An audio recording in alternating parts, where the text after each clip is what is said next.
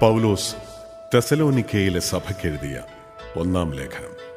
ആമുഖം. ഇന്നത്തെ ഗ്രീസിന്റെ വടക്ക് ഭാഗത്ത് സ്ഥിതി ചെയ്യുന്ന മക്കദോനിയായിലെ തുറമുഖ പട്ടണമാണ് തെസലോനിക്ക. നല്ല അയൽബന്ധങ്ങൾക്കും വാണിജ്യത്തിനും പേരുകെട്ട നഗരമാണിത്. നാനാജാതി മതസ്ഥരായവർ അവിടെ വസിച്ചിരുന്നു എന്നും അതൊരു റോമൻ കോളനി ആയിരുന്നുവെന്നും ചരിത്രം സാക്ഷ്യപ്പെടുത്തുന്നു. അപ്പസ്തോല പ്രവർത്തനത്തിന്റെ സാക്ഷ്യമനുസരിച്ച് പൗലോസ് തന്റെ രണ്ടാം പ്രേക്ഷിത യാത്രയിൽ തെസലോനിക്കയിൽ എത്തിച്ചേർന്നു. സുവിശേഷത്തിൽ പൗലോസിന്റെ സഹപ്രവർത്തകരായ സിൽവാനോസും തിമോത്തിയോസുമൊത്ത് അദ്ദേഹം ജാസന്റെ ഭവനത്തിൽ താമസിച്ചുകൊണ്ട് 3 ആഴ്ചക്കാലം സിനഗോഗിൽ പ്രസംഗിച്ചു. വിജയകരമായ സുവിശേഷ പ്രഘോഷണത്തിൽ അസൂയാലുക്കളായ യഹൂദർ പൗലോസിനെയും സഹപ്രവർത്തകരെയും എതിർത്തതുമൂലം അദ്ദേഹത്തിന് തെസലോനിക്ക വിട്ടുപോകേണ്ടി വന്നു. ആഥൻസിലെത്തിയ ശേഷം പൗലോസ് തെസലോനിക്കയിലെ സഭയുടെ നിജസ്ഥിതിയും വിശ്വാസ ജീവിതത്തിലുള്ള വളർച്ചയും അറിയാൻ തിമോത്തിയോസിനെ തെസലോനിക്കയിലേക്ക് അയച്ചു. പൗലോസ് പ്രേക്ഷിത യാത്ര തുടർന്ന് കോരിന്തോസിലെത്തിയപ്പോഴേക്കും തിമോത്തിയോസും അവിടെ എത്തിച്ചേർന്നു. അദ്ദേഹം തെസലോനിക്കയിലെ സഭയുടെ വിശ്വാസ ജീവിതത്തിലുള്ള മാതൃകാപരമായ വളർച്ചയെക്കുറിച്ചും സുവിശേഷത്തിനായി അവർ ഏറ്റുവാങ്ങിയ സഹനങ്ങളെക്കുറിച്ചും പൗലോസിന്റെ സന്ദർശനത്തിന് ശേഷം തെസലോനിക്കയിലെ സഭയിൽ ഉയർന്നുവന്ന പ്രശ്നങ്ങളെക്കുറിച്ചും സമൂഹ ജീവിതത്തിൽ അനുവർത്തിക്കേണ്ട തത്വങ്ങളെക്കുറിച്ചും അറിയിച്ചു. ഈ സന്ദർഭത്തിൽ AD 50 കോരിന്തോസിൽ വച്ചായിരിക്കണം പുതിയ നിയമത്തിലെ ആദ്യ ഗ്രന്ഥമായ തെസലോനിക്കക്കാർക്കുള്ള പൗലോസിന്റെ ഒന്നാം ലേഖനം എഴുതപ്പെട്ടത്. യഹൂദ ക്രൈസ്തവരും വിജാതീയരിൽ നിന്ന് ക്രിസ്ത്യാനികളായവരും ഉൾപ്പെട്ട സഭാ സമൂഹത്തിനാണ് ഈ ലേഖനം എഴുതിയത്. ആദ്യകാല സഭാ സമൂഹത്തിന്റെ ജീവിതവും ദർശനങ്ങളും യേശുവിന്റെ ജീവിത പീഡാനുഭവ മരണോത്ഥാനങ്ങളുടെ വെളിച്ചത്തിൽ വീക്ഷിക്കുന്നതിന്റെ ഉത്തമ ഉദാഹരണമാണ് ഈ ലേഖനം. സുവിശേഷത്തോടുള്ള സമർപ്പണ ചൈതന്യം, വിശ്വാസം, ശരണം, ഉപവി എന്നീ പുണ്യങ്ങളുടെ സവിശേഷത, പൗലോസിന്റെ വ്യക്തിത്വവും ദൗത്യവും, സഹനത്തോടുള്ള സമീപനം, സുവിശേഷത്തിൽ സഹപ്രവർത്തകരായിരിക്കുന്നവരുടെ സ്ഥാനം, സഭാ സമൂഹത്തിലെ ജീവിതം, കർത്താവിന്റെ ദിനം, മരിച്ചവരുടെ ഉത്ഥാനം എന്നിവയെല്ലാം ഈ ലേഖനത്തിലെ പ്രധാന വിഷയങ്ങളാണ്. അധ്യായം 1. പൗലോസും സിൽവാനോസും തിമോത്തിയോസും ചേർന്ന് പിതാവായ ദൈവത്തിലും കർത്താവായ യേശുക്രിസ്തുവിലുമുള്ള തെസലോനിക്കക്കാരുടെ സഭയ്ക്ക് എഴുതുന്നത്, നിങ്ങൾക്ക് കൃപയും സമാധാനവും. ഞങ്ങളുടെ പ്രാർത്ഥനകളിൽ സദാ നിങ്ങളെ അനുസ്മരിച്ചുകൊണ്ട് നിങ്ങൾക്കെല്ലാവർക്കും വേണ്ടി ദൈവത്തിന് ഞങ്ങൾ നന്ദി പറയുന്നു. നമ്മുടെ പിതാവായ ദൈവത്തിന് മുമ്പാകെ നിങ്ങളുടെ വിശ്വാസത്തിന്റെ പ്രവൃത്തിയും സ്നേഹത്തിന്റെ പ്രയത്നവും നമ്മുടെ കർത്താവായ യേശുക്രിസ്തുവിലുള്ള നിങ്ങളുടെ ദൃഢമായ പ്രത്യാശയും ഞങ്ങൾ അനുസ്മരിക്കുന്നു. ദൈവത്തിന്റെ വാത്സല്യഭാജനങ്ങളായ സഹോദരരെ, നിങ്ങളെ അവിടുന്ന് തിരഞ്ഞെടുത്തിരിക്കുന്നുവെന്ന് ഞങ്ങൾ അറിയുന്നു. എന്തെന്നാൽ ഞങ്ങൾ നിങ്ങളെ സുവിശേഷം അറിയിച്ചത് വചനത്തിൽ മാത്രമല്ല, ശക്തിയിലും പരിശുദ്ധാത്മാവിലും ഉത്തമമായ ബോധ്യത്തോടെയുമത്രേ. നിങ്ങളുടെ ഇടയിൽ നിങ്ങൾക്ക് വേണ്ടി എങ്ങനെയാണ് ഞങ്ങൾ വർത്തിച്ചിരുന്നതെന്ന് നിങ്ങൾക്കറിയാമല്ലോ. നിങ്ങൾ ഞങ്ങളെയും കർത്താവിനെയും അനുകരിക്കുന്നവരായി. കാരണം വളരെ ക്ലേശങ്ങൾക്കിടയിലും പരിശുദ്ധാത്മാവിനാൽ പ്രചോദിതമായ ആനന്ദത്തോടെ നിങ്ങൾ വചനം സ്വീകരിച്ചു. അങ്ങനെ നിങ്ങൾ മക്കദോനിയായാലും അക്കായിയായാലുമുള്ള വിശ്വാസികൾക്കെല്ലാം മാതൃകയായിരിക്കുന്നു. എന്തെന്നാൽ നിങ്ങളിൽ നിന്ന് കർത്താവിന്റെ വചനം മക്കദോനിയായാലും അക്കായിയായാലും പ്രതിധ്വനിക്കുക മാത്രമല്ല, ദൈവത്തിലുള്ള നിങ്ങളുടെ വിശ്വാസം എല്ലായിടത്തും ചെന്നെത്തുകയും ചെയ്തിരിക്കുന്നു. തന്മൂലം അതേക്കുറിച്ച് കൂടുതലായി ഒന്നും തന്നെ ഞങ്ങൾ പറയേണ്ടതില്ല. ഞങ്ങൾക്ക് ഏതു വിധത്തിലുള്ള സ്വാഗതമാണ് നിങ്ങളിൽ നിന്ന് ലഭിച്ചതെന്നും, ജീവിക്കുന്ന സത്യദൈവത്തെ സേവിക്കുന്നതിനും അവിടുന്ന് മരിച്ചവരിൽ നിന്ന് ഉയർപ്പിച്ചവനും വരാനിരിക്കുന്ന ക്രോധത്തിൽ നിന്ന് നമ്മെ മോചിപ്പിക്കുന്നവനുമായ യേശുവെന്ന അവിടുത്തെ പുത്രനെ സ്വർഗത്തിൽ നിന്ന് പ്രതീക്ഷിക്കുന്നതിനും വേണ്ടി വിഗ്രഹങ്ങളിൽ നിന്ന് നിങ്ങൾ എപ്രകാരം പിന്തിരിഞ്ഞുവെന്നും അവർ ഞങ്ങളോട് വിവരിച്ചു.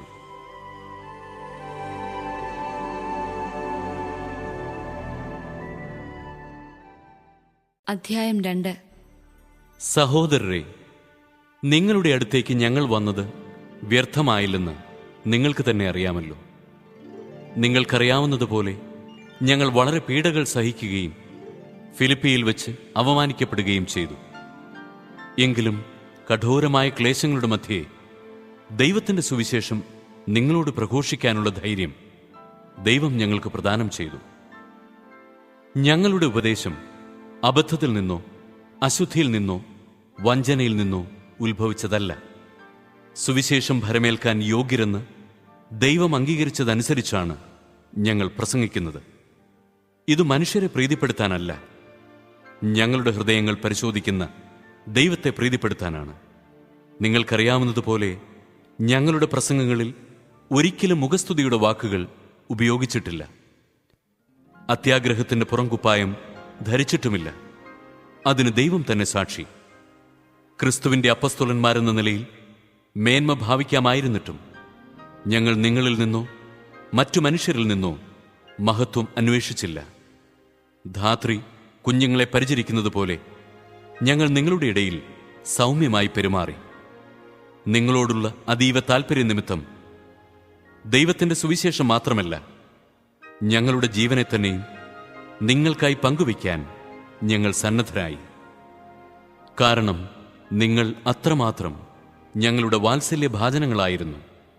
സഹോദരരെ, ഞങ്ങളുടെ കഠിനാധ്വാനം നിങ്ങൾക്കോർമ്മയുണ്ടല്ലോ. ദൈവത്തിന്റെ സുവിശേഷം നിങ്ങളോട് പ്രസംഗിക്കുമ്പോൾ ഞങ്ങൾ നിങ്ങളിൽ ആർക്കും ഭാരമായി തീരരുതെന്ന് കരുതി രാപ്പകൽ അധ്വാനിച്ചു. വിശ്വാസികളായ നിങ്ങളോടുള്ള ഞങ്ങളുടെ പെരുമാറ്റം എത്ര പവിത്രവും നീതിപൂർവകവും നിഷ്കളങ്കവുമായിരുന്നുവെന്നതിന് നിങ്ങളും ദൈവവും സാക്ഷികളാണ്. പിതാവ് മക്കളെ എന്ന പോലെ ഞങ്ങൾ നിങ്ങളെ ഉപദേശിക്കുകയും പ്രോത്സാഹിപ്പിക്കുകയും അനുശാസിക്കുകയും ചെയ്തുവെന്ന കാര്യം നിങ്ങൾക്കറിയാമല്ലോ.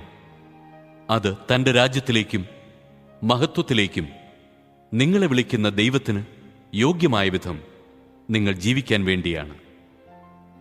ഞങ്ങളിൽ നിന്ന് നിങ്ങൾ ശ്രവിച്ച ദൈവവചനം മനുഷ്യരുടെ വചനമായിട്ടല്ല, വിശ്വാസികളായ നിങ്ങളിൽ പ്രവർത്തിക്കുന്ന യഥാർത്ഥ ദൈവത്തിന്റെ വചനമായിട്ടാണ് നിങ്ങൾ സ്വീകരിച്ചത്. അതിന് ഞങ്ങൾ നിരന്തരം ദൈവത്തിന് നന്ദി പറയുന്നു. സഹോദരരെ, നിങ്ങൾ യൂദയായിൽ യേശുക്രിസ്തുവിന്റെ നാമത്തിലുള്ള ദൈവത്തിന്റെ സഭകളെ അനുകരിക്കുന്നവരായി തീർന്നു. എങ്ങനെയെന്നാൽ യഹൂദരിൽ നിന്ന് അവർ സഹിച്ചവയെല്ലാം തന്നെ സ്വന്തം നാട്ടുകാരിൽ നിന്ന് നിങ്ങളും സഹിച്ചു. യഹൂദർ കർത്താവായ യേശുവിനെയും പ്രവാചകന്മാരെയും വധിച്ചു, ഞങ്ങളെ ആട്ടിപ്പുറത്താക്കി. വിജാതീയരുടെ രക്ഷയെ കരുതി അവരോട് പ്രസംഗിക്കുന്നതിൽ നിന്ന് ഞങ്ങളെ തടസ്സപ്പെടുത്തിക്കൊണ്ട് അവർ ദൈവത്തെ അപ്രീതിപ്പെടുത്തുകയും എല്ലാ മനുഷ്യരെയും എതിർക്കുകയും ചെയ്യുന്നു. അങ്ങനെ അവർ തങ്ങളുടെ പാപങ്ങളുടെ അളവ് പൂർത്തിയാക്കുന്നു. ഇതാ, അവസാനം ദൈവത്തിന്റെ ക്രോധം അവരുടെ മേൽ നിബന്ധിച്ചിരിക്കുന്നു. സഹോദരരെ, ആത്മന അല്ലെങ്കിലും ശാരീരികമായി കുറച്ചു നാളത്തേക്ക് ഞങ്ങൾ നിങ്ങളിൽ നിന്ന് വേർപിരിഞ്ഞു. അതുകൊണ്ട് നിങ്ങളെ മുഖാഭിമുഖം വീണ്ടും കാണാൻ അതീവ താൽപര്യത്തോടും ആകാംക്ഷയോടും കൂടെ ഞങ്ങൾ കാത്തിരിക്കുകയായിരുന്നു. അതിനാൽ നിങ്ങളെ സന്ദർശിക്കാൻ ഞങ്ങൾ, പൗലോസായ ഞാൻ, പല പ്രാവശ്യം ആഗ്രഹിച്ചു. എന്നാൽ സാത്താൻ ഞങ്ങളെ തടസ്സപ്പെടുത്തി. കർത്താവായ യേശുവിന്റെ പ്രത്യാഗമനത്തിൽ അവിടുത്തെ സന്നിധിയിൽ ഞങ്ങളുടെ പ്രത്യാശയും ആനന്ദവും അഭിമാനത്തിന്റെ കിരീടവും എന്താണ്? അത് നിങ്ങൾ തന്നെയല്ലേ? എന്തെന്നാൽ നിങ്ങളാണ് ഞങ്ങളുടെ മഹത്വവും ആനന്ദവും.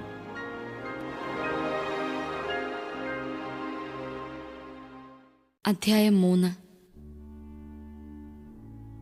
ഈ വേർപാട് ദുസ്സഹമായി തീർന്നപ്പോൾ ആഥൻസിൽ തനിച്ചു കഴിയാൻ ഞങ്ങൾ തീരുമാനിച്ചു.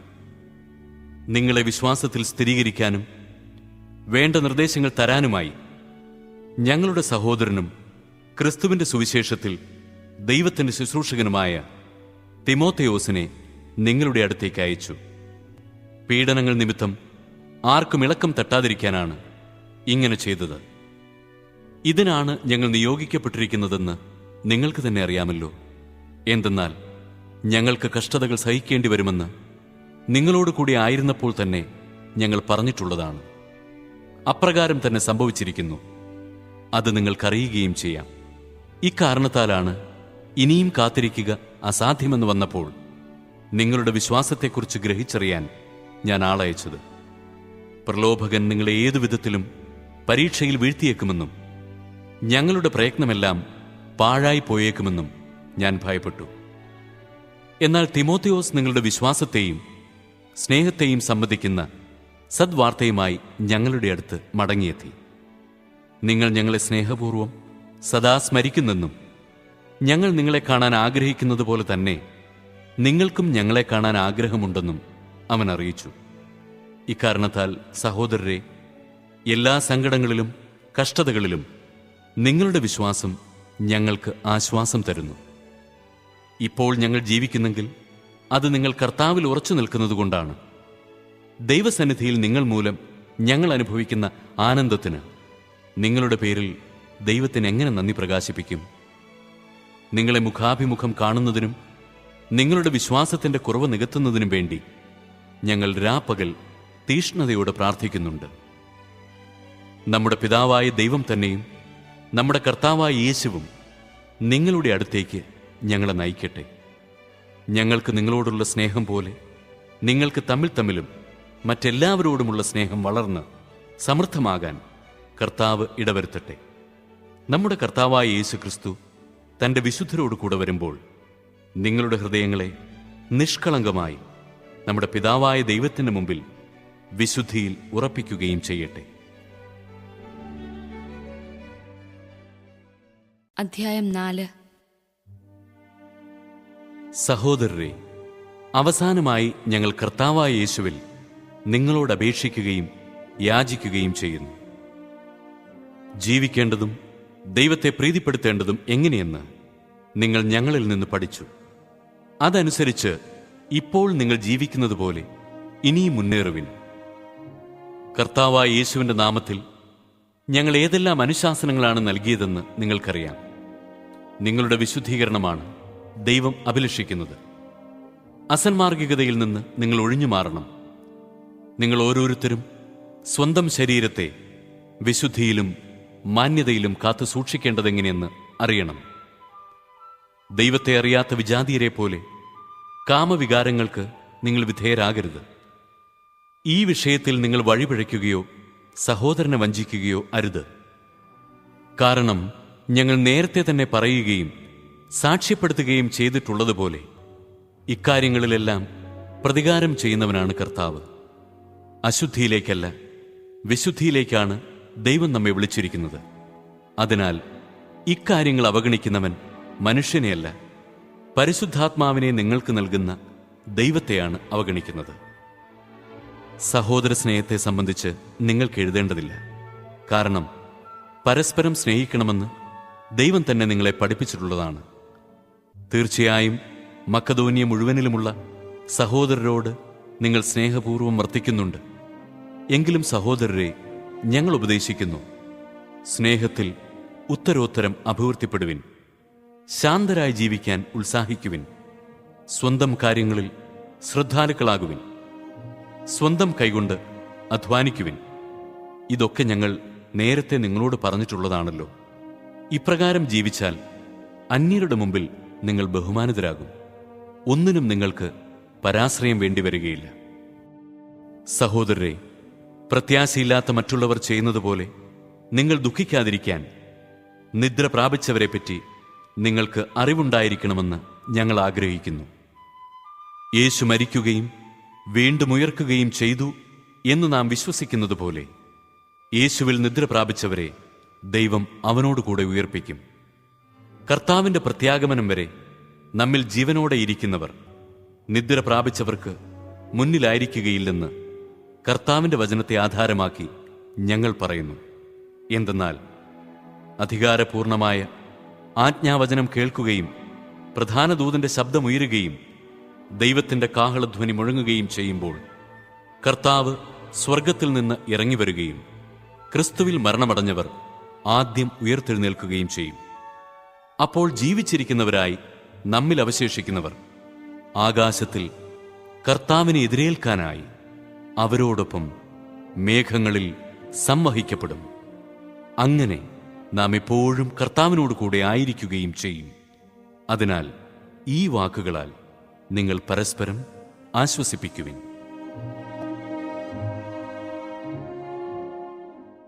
അധ്യായം 5. സഹോദരരെ, സമയങ്ങളെയും കാലങ്ങളെയും സംബന്ധിച്ച് നിങ്ങൾക്ക് ഞാൻ എഴുതേണ്ടതില്ല.